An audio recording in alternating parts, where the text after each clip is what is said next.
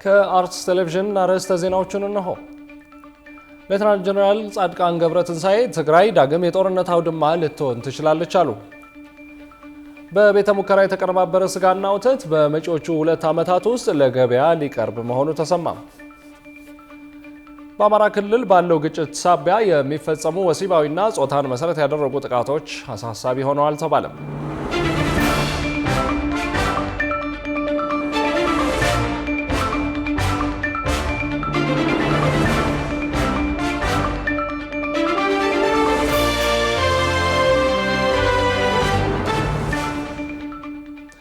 ክቡራን ተመልካቾች እንደምን አላችሁ? ይህ የአፍሪካን ህዳሴ ለማብሰር ከፍ ያለ ዓላማን ይዞ በ24 ሰዓታት ስርጭት ወደ እናንተ የሚደርሰው የአርትስ ቴሌቪዥን የዜና ሰዓት ነው። ከ120 ሚሊዮን በላይ ዜጎች ያሏት ሀገራችንና በ7 አህጉራት የተከፋፈለችው ዓለማችን እንዴት ዋለች፣ እንዴት ተሳደረች የሚለውን ወደ እናንተ ልናደርስ መጥተናል። ዜናዎቹን ወደ እናንተ የማደርሰው ደግሞ የምስራ ገዛይ ነኝ። አብራችሁን ቆዩ። ወደ ቀዳሚው ዜናችን ስናልፍ ሌተናንት ጀነራል ጻድቃን ገብረትንሳኤ ትግራይ ዳግም የጦርነት አውድማ ልትሆን ትችላለች አሉ። ጀነራሉ በሰሞነኛ ጽሑፋቸው በኢትዮጵያና በኤርትራ መካከል በማንኛውም ቅጽበት ጦርነት ሊነሳ ይችላል፣ የጦርነቱንም ውጤት የአረብ ሀገራት ናቸው የሚወስኑት ሲሉ አስነብበዋል። ጽዮን ላይኩን ተጨማሪ አላት።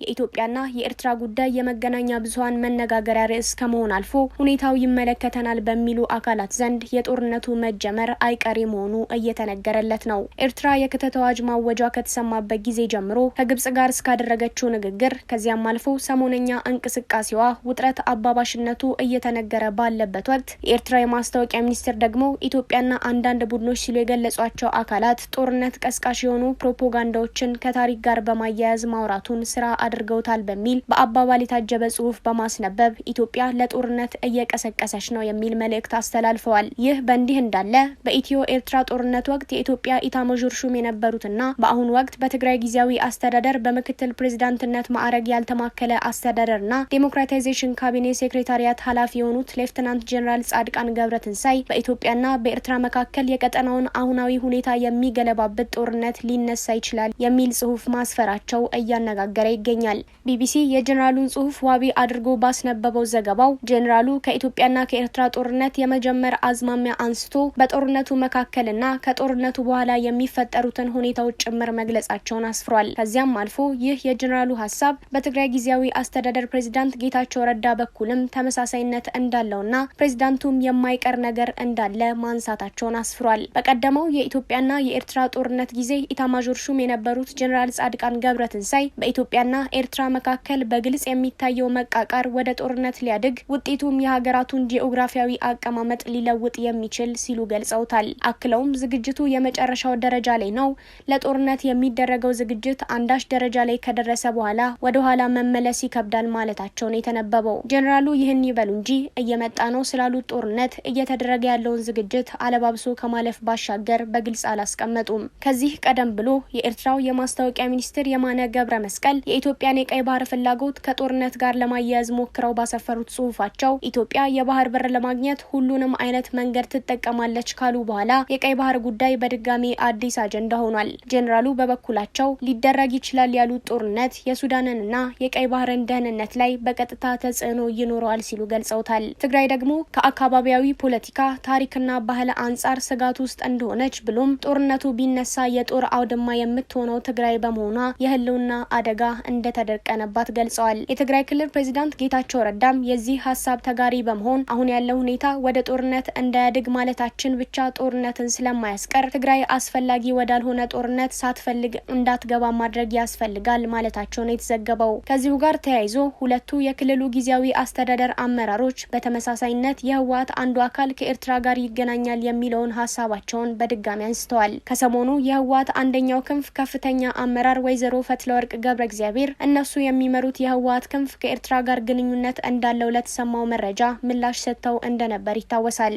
ይሁንና አመራሯ ይህም ቢሉም በቢቢሲ ዘገባ ላይ የሰፈረው የፕሬዝዳንቱና የጀነራሉ አስተያየት በድጋሚ በዶክተር ደብረጽዮን የሚመራውን የህወሓት ክንፍ ከኤርትራ ጋር ግንኙነት እንዳለው መግለጻቸውን የሚያትት ነው። ይህ ጦርነት የሚነሳ ከሆነ ዓለም አቀፉ ማህበረሰብ ትኩረቱ ሌላ ጉዳይ ላይ በሆነበት ወቅት ትልቅ ጉዳት የሚያደርስ ነው ያሉት ጀነራሉ እንደ ዩናይትድ አረብ ኤምሬትስ፣ ሳውዲ አረቢያ፣ ኢራን፣ ግብጽና ቱርክ ያሉ ሀገራት ደግሞ የጦርነቱን ውጤት ሊወስኑት የሚችሉ ናቸው ሲሉም ገልጸዋል።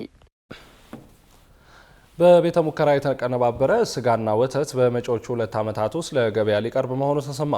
በብሪታንያ ቤተ ሙከራ የተቀነባበሩ ምግቦች በመጪዎቹ 2 ዓመታት ውስጥ ለገበያ እንዲቀርብ ፍቃድ ልትሰጥ መሆኑ የተነገረ ሲሆን የምርቶቹ ጥራት ግምገማ እየተጠናቀቀ ነውም ተብሏል። ሮሃ ግርማ ተጨማሪ አላት። በተፈጥሯዊ መንገድ በትናንሽ ኬሚካላዊ ተክሎች ውስጥ የሚገኙ ሴሎችን በመጠቀም በላብራቶሪ ሰው ሰራሽ የምግብ ምርቶችን ለማምረት ይሞከራል። ከምርቶቹ ውስጥም በሰፊው የተለመደው ስጋ ሲሆን ማር፣ እንቁላልና ወተትም ይገኙበታል። የተባበሩት መንግስታት የምግብና ግብርና ተቋም እንደሚለው በተፈጥሯዊ መንገድ የምናገኘው የስጋና የወተት ተዋጽኦ ለአየር ንብረት ለውጥ መባባስ 14.5 በመቶ ድርሻውን ይወስዳል። ታዲያ ከሰሞኑ የብሪታንያ የምግብ ደረጃዎች ኤጀንሲ በቤተ ሙከራ ውስጥ የሚመረቱ የምግብ ተዋጽኦ ምርቶች ለሰው ልጆች ፍጆታ እንዲውል ከተጠበቀው ጊዜ ቀድሞ ፈቃድ እንደሚሰጥ አሳውቋል። ለውሻ ምግብነት የሚውል በፋብሪካ የተመረተ የስጋ ውጤት ግን በብሪታንያ ለመጀመሪያ ጊዜ ባሳለፍነው ወር ለገበያ ቀርቧል። በላብራቶሪ የተቀነባበሩ ምግቦች ተፈጥሯዊ ይዘታቸውን ሳይለቁ ለምግብነት መዋል እንደሚችሉ የሚናገሩ በርካታ የጥናት ውጤቶች ቢኖሩም በርካታ ሀገራት ግን እነዚህ ምርቶች ለምግብነት እንዲውሉ ፈቃዳቸውን አልሰጡም። እንደ አውሮፓውያን አቆጣጠር በ2020 ሲንጋፖር በላብራቶሪ የተመረተውን የስጋ ምርት ለሰው ልጆች ፍጆታ እንዲውል ፍቃድ በመስጠት ቀዳሚዋ ስትሆን አሜሪካና እስራኤል በተለያየ ጊዜ ተከትለዋታል። ሆኖም አሜሪካ ውስጥ አላባማና ፍሎሪዳ ግዛቶች የላብራቶሪ ምግቦች እንዳይሸጥ እገዳ ከጣሉት መካከል ናቸው። የሀገሪቱ የምግብ ደረጃዎች ኤጀንሲ ከከፍተኛ የቴክኖሎጂ የምግብ ድርጅቶች ባለሙያዎችና ተመራማሪዎች ጋር በመተባበር የምግብ ጥራት ደረጃዎችን ለመወሰን አዲስ ደንቦችን እያዘጋጀ እንደሚገኝ አስታውቋል። የለንደን ኢምፔሪያል ኮሌጅ ባልደረባ አሊስ ግርሃም ባወጣው ጥናት የተቀነባበሩ ምግቦችን ለማምረት የሚያስፈልገው ኃይል በተፈጥሮ ላይ ተጽዕኖ እንደሚኖረው ገልጾ ከጤና አንጻርም በተፈጥሮ መንገድ የምናገኘውን ያህል አዋጭ እንዳልሆነ ተናግሯል። በተጨማሪም በአሁኑ ወቅት ተመራማሪዎች በላብራቶሪ ከሚቀነባበሩ የምግብ ምርቶች በተጨማሪ ኩላሊትና ልብን ጨምሮ የተለያዩ የሰውነት ክፍሎች ለመፍጠር በሙከራ ላይ ናቸው። በአማራ ክልል ባለው ግጭት ሳቢያ የሚፈጸሙ ወሲባዊና ጾታን መሰረት ያደረጉ ጥቃቶች አሳሳቢ ሆነው አልተባለም። በኢትዮጵያ በተለያዩ አካባቢዎች የቀጠሉ ግጭቶች ሰብአዊ መብት ረገጣ፣ ለጉልበት ብዝበዛና ለጾታዊ ጥቃት ምክንያት ሆነው ቀጥለዋል ተብሏል። ተጨማሪ አለን።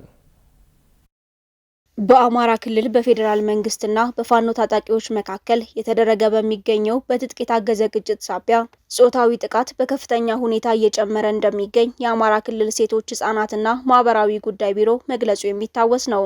ቢሮ በወቅቱ ባጋራው መረጃም በ2016 ዓ.ም ብቻ 1324 ጾታዊ ጥቃቶች መመዝገባቸውን ጠቁሞ ነበር። የኢትዮጵያ ሰብአዊ መብቶች ኮሚሽንም ጉዳዩን መነሻ በማድረግ ይፋ ባደረገው ሪፖርት ከሐምሌ 2016 እስከ ጥቅምት 2017 ዓ.ም በክልሉ 200 ጾታዊ ጥቃቶች መፈጸማቸውን አመላክቷል። እነዚህም ጾታዊ ጥቃቶች የሚፈጸሙት በመንግስት የጸጥታ ኃይሎች፣ በታጣቂዎች እንዲሁም በአካባቢው በሚኖሩ የማህበረሰብ አካላት እንደሆነ ከተጎጂዎቹ የተገኘው መረጃ እንደሚጠቁም ተገልጿል። ይህም የጥቃቱ ሰለባ የሆኑ ሴቶችና ህጻናት ቁጥር ጉዳት የደረሰባቸው ሰዎች ከሚያደርሱባቸው ስነልቦናዊና ማህበራዊ ተጽዕኖ አንጻር ወደ ሕክምና ተቋማት ስለማይመጡ እንዲሁም ግጭቱ አሁን ከሚገኙበት ሁኔታ አንጻር በሁሉም አካባቢዎች ተዘዋውሮ መረጃዎችን ለመሰብሰብ አስቸጋሪ በመሆኑ የተጠቀሰ እንጂ ትክክለኛ መጠንን የሚገልጽ አይደለም ተብሏል። እንደ ኮሚሽኑ ገለጻም አሁን ባለው ነባራዊ ሁኔታ ደግሞ በክልሉ በቀጠለው ግጭት ምክንያት የሰብአዊ መብት ረገጣ፣ የጉልበት ብዝበዛና ጾታን መሰረት ያደረጉ ጥቃቶች ከወትሮ አሳሳቢ የሆኑበት ሁኔታ እንዳለ ነው የሚጠቁመው። ከዚሁ የጾታ ጥቃት ጋር ተያይዞ በአማራ ክልል የተመዘገበው አሃዝ እንደ ማሳያነት ይወሰድ እንጂ በኢትዮጵያ በተለያዩ አካባቢዎች የቀጠሉ ግጭቶች ለዚሁ ችግር ምክንያት ሆነዋል ነው የተባለው። ለአብነት ያህል በተመሳሳይ ጦርነት ቀጠና ሆና ባሳለፈችው ትግራይም በዚሁ ግጭት ሳቢያ በአንድ ዓመት ጊዜ ውስጥ ብቻ 783 ጾታን መሰረት ያደረጉ በሴቶች ላይ የተፈጸሙ ወንጀሎች መመዝገባቸው አንዱ ማሳያ ተደርጎ ሊወሰድ ይችላል። ኢሰመኮም ጾታን መሰረት አድርገው የሚፈጸሙ እንዲያሉ ጥቃቶችን ለመቀነስ ከቀጠለው ግጭት መውጫ መንገድ እንዲፈለግ ጠይቋል። ክቡራትና ክቡራን ከአርትስ ዜናዎች ጋር አብራችሁ ስላላችሁ አርትስ ቴሌቪዥን ያመሰግናችኋል። ማንኛውም አይነት የዜናም ሆነ ሌሎች ጥያቄዎች፣ ጥቆማዎች እንዲሁም አስተያየቶች ቢኖራችሁ በአጭር የጽሁፍ መልእክት መቀበያ ቁጥራችን 6121 ላይ ብታደርሱን ተቀብለን ወደ እናንተ እናደርሳለን። አሁን ደግሞ የዕለቱን አንደኛ ጉዳይ እናስታውሳችሁና እንመለሳለን። ሌተናንት ጀነራል ጻድቃን ገብረትንሳኤ ትግራይ ዳግም የጦርነት አውድማ ልትሆን ትችላለች አሉ። ከቆይታ በኋላ በኢትዮጵያ የኤሌክትሪክ መኪናዎች መገጣጠም ሊጀምር መሆኑን ኦክሎክ ሞተርስ አስታውቋል። ይጠብቁን። ኤለን መስክ ኤክስ ላይ ለተፈጸመው የሳይበር ጥቃት ዩክሬንን ተጠያቂ አደረገ። በቀድሞ ስሙ ትዊተር እየተባለ የሚታወቀው የማህበራዊ ሚዲያ መድረክ ኤክስ በደረሰበት የሳይበር ጥቃት አሜሪካንን ጨምሮ በተለያዩ ሀገራት አገልግሎቱ ተቋርጦ እንደነበር ተዘግቧል። የውጭ ትንታኔና ዓለም አቀፍ ጉዳዮች ዘጋቢያችን ቃል ኪዳን ይጥና ጉዳዩን በዝርዝር ተመልክቶታል። በ10 ሺዎች የሚቆጠሩ ተጠቃሚዎች በቀድሞ ስሙ ትዊተር በአሁኑ ደግሞ ኤክስን መጠቀም እንዳልቻሉ ሪፖርት ካደረጉ ከሰዓታት በኋላ ባለቤቱ ኤለን መስክ ጉዳዩ የሳይበር ጥቃት ነው ሲል በኤክስ ገጹ ብቅ አለ። ቆየት ብሎም ኤለን መስክ ከፎክስ ኒውስ ጋር ባደረገው ቆይታ በማህበራዊ የትስስር መድረኩ ላይ ከፍተኛ የሳይበር ጥቃት እንደተፈጸመ ከገለጸ በኋላ የጥቃቱ መነሻ አሊያም አይፒ አድሬስ የሚያመለክተው ከዩክሬን ነው ሲል ተደመጠ። There was a massive cyber attack to try to bring down the X system with IP addresses originating in the Ukraine area. ዩክሬንን በተለይም ደግሞ ፕሬዝዳንት ቮሎዲሚር ዜሌንስኪን በመተቸት የሚታወቀው መስክ ለክሱ ማስረጃ ባያቀርብም የተደራጀና ትልቅ ቡድን ወይም አገር እጁ አለበት ሲል በደፈናው በኤክስ ገጹ ጽፏል። ኤክስ በአሜሪካና በዩናይትድ ኪንግደም አገልግሎቱ ተቋርጦ እንደነበር የተገለጸ ሲሆን በወቅቱ በሺዎች የሚቆጠሩ ተጠቃሚዎች ኤክስን መክፈት እንዳልቻሉም ተነግሯል። የአገልግሎት መስተጓጎሉ ከተፈጠረ በኋላም ከአሜሪካ በ10 ሺዎች የሚቆጠሩ ከዩናይትድ ኪንግደም ደግሞ ከ8,000 በላይ ተጠቃሚዎች ሪፖርት ማድረጋቸውን ዳውን ዲቴክተር የተባለ ድረገጽ ይፋ አድርጓል። ማህበራዊ የትስስር መድረኩን ለመጠቀም የሞከሩ ሰዎች ገጹ ላይ አዳዲስ መረጃ ማግኘት እንዳልተቻለ ገልጸው ማህበራዊ የትስስር መድረኩን ለመጠቀም የሞከሩ ሰዎች ገጹ ላይ አዳዲስ መረጃ ማግኘት እንዳልቻሉ ገልጸው የነበረ ሲሆን 6 ሰዓት ገደማ የቆየው የኤክስ አገልግሎት መቋረጥ ኢትዮጵያን ጨምሮ በመላው ዓለም ተጽዕኖ ማሳደሩ ተነግሯል። የአገልግሎት መቋረጥ የተከሰተው ከዩክሬን አካባቢ በተቃጣ ከፍተኛ የበይነ መረብ ጥቃት ምክንያት ነው ሲል የተደመጠው የዓለማችን ቁጥር አንዱ ባለሀብትና የኤክስ ባለቤት ኤለን መስክ ጉዳዩን ከአንድ የአሪዞና የህዝብ እንደራሴ ጋር ማያያዙም እየተነገረ ይገኛል። ከሰሞኑ ለጉብኝት ወደ ዩክሬን አቅንተው የነበሩት የአሪዞና የህዝብ እንደራሴ ማርክ ኬሊን የተከሰተውን የአገልግሎት መቋረጥ ተከትሎ በኤለን መስክ ከሃዲ የሚል ዘለፋ ደርሶባቸዋል። ኤለን መስክ የህዝብ እንደራሴውን ከሃዲ ያላቸው ወደ ዩክሬን ለጉብኝት በመሄዳቸው ሲሆን ከሳይበር ጥቃት አድራሾቹ ጋር ተባብረዋል ሲል ወንጅሏቸዋል። የህዝብ እንደራሴው በምላሻቸው ነጻነትን መከላከል አሜሪካን ታላቅና ደህንነቷ የተጠበቀ እንደሚያደርጋት የማትረዳ ከሆነ ስራውን ለኛ ተውልን ሲሉ ለመስክ በኤክስ ገጻቸው ምላሽ ሰጥተዋል። በኢትዮጵያ የኤሌክትሪክ መኪናዎችን መገጣጠም ሊጀምር መሆኑን ኦክሎክ ሞተርስ አስታወቀም። በኢትዮጵያ ተፈላጊ የሆኑ የመጡትን የኤሌክትሪክ መኪናዎች እያስመጣ በሀገር ውስጥ መገጣጠም ሊጀምር መሆኑን ያስታወቀው ኦክሎክ ሞተርስ ምንም አይነት የባትሪ ችግር ቢከሰት ኃላፊነት እንደሚወስድም አስታውቋል። ብዙነህ እንዳለ ዝርዝር አለው። የኤሌክትሪክ መኪኖች ፍላጎት እያደገ ቢመጣም የባትሪ ዕድሜና ለአደጋ ተጋላጭነት በገዢዎች በስጋትነት የሚነሳ ትልቅ ጉዳይ ነው። በተለይም ሙሉ በሙሉ ከውጭ ተገጣጥመው በአስመጪዎች የሚመጡት ተሽከርካሪዎች ከንግድ እሳቤ በቀር ቀጣይ ተሽከርካሪዎቹ ላይ ለሚፈጠር እክል ኃላፊነት የመውሰዱ ጉዳይ እምብዛም አይስተዋልም።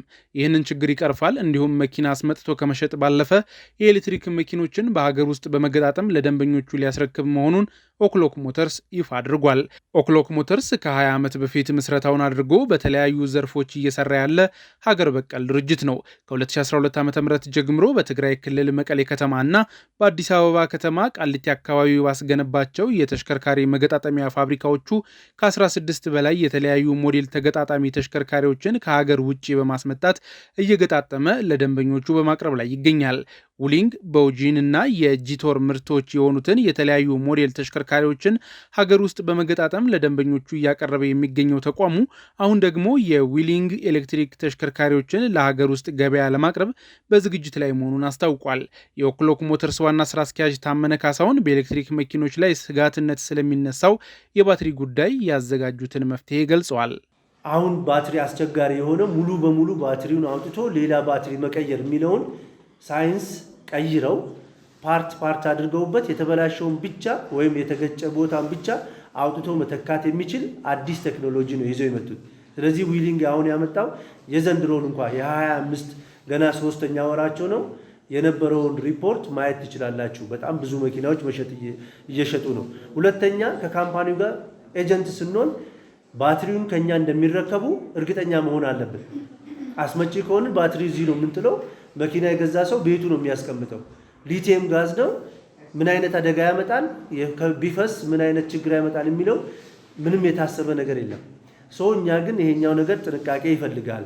ስለዚህ የባትሪ ጉዳይ እኛም በደንብ ያሰብንበትና እንደ ኤጀንት ስለምናስብ የካምፓኒው ይሁንታና ኤጀንትነት ፍቃድ እስከምንወስድ ድረስ ነው የቆየብን።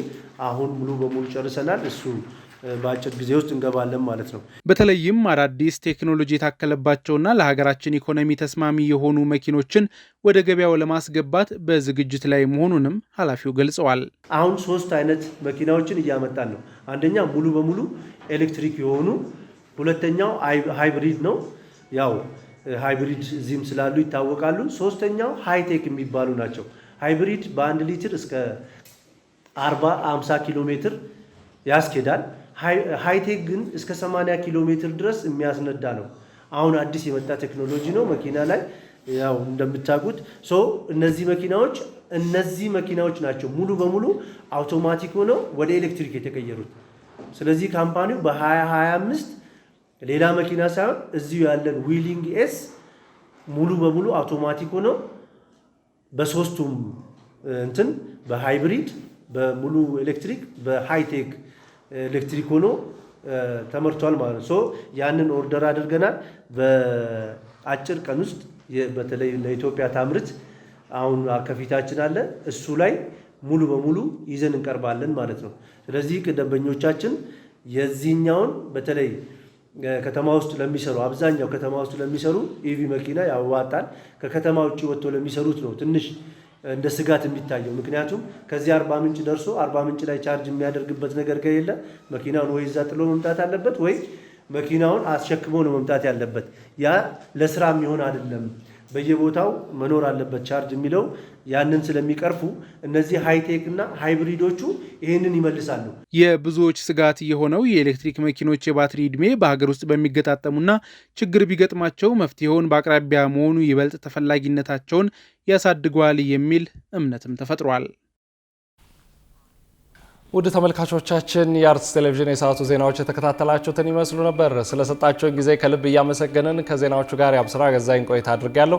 ከቀሪ ጣቢያችን ዝግጅቶች ጋር መልካም ጊዜ ተመኘው።